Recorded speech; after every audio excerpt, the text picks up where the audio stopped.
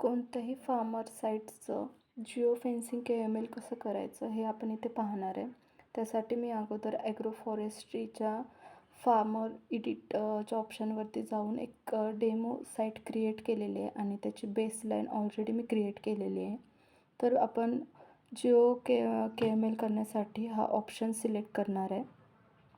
त्याच्यानंतर आपल्याला boundary draw करायचं आहे. इथे आपल्याला त्या फार्मरच्या साईट्सचं जिओ लोकेशन ट्रेस करायचं आहे आणि त्या साईटच्या 4 पॉईंट्स आपल्याला क्रिएट करायचे आहेत. साईट सिलेक्ट करताना लक्षात ठेवायचं आहे की त्या साईटवरती कोणतीही मोठी झाडं नसतील किंवा करंट तिथे कोणतंही क्रॉप घेतलं जात नाही आहे. जर तसं काही असेल तर फार्मर इलिजिबल होत नाही.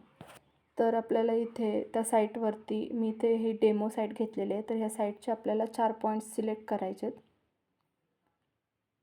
स्क्रीनवरती क्लिक करून आपण पॉईंट सिलेक्ट करू शकतो.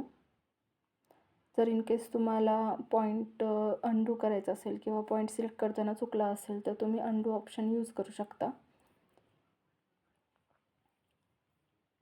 इथे मी 4 पॉईंट्स रेक्टँग्युलर शेपमध्ये सिलेक्ट केलेत. शक्यतो लँड जे आपण सिलेक्ट करतो ती रेक्टँग्युलर किंवा स्क्वेअर शेपमध्ये असेल तर इझी जातं. त्यानंतर आपल्याला सेव्ह बाउंड्री ह्या ऑप्शनवरती क्लिक करायचं आहे. अशा प्रकारे आपली त्या साईटची जिओ KML कंप्लीट झालेली आहे आणि ह्या KMLचा जो डेटा आहे तो सर्व्हरवरती सिंक करणं गरजेचं आहे. त्यासाठी बॅक ऑप्शन सिलेक्ट करून सिंक टू सर्व्हर हा ऑप्शन सिलेक्ट करायचा आहे. स्टार्ट सिंक कन्फर्म करायचं आहे.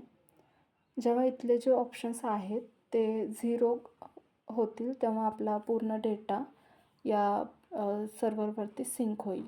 तर अशा प्रकारे आपण KML कंप्लीट केलेलं आहे.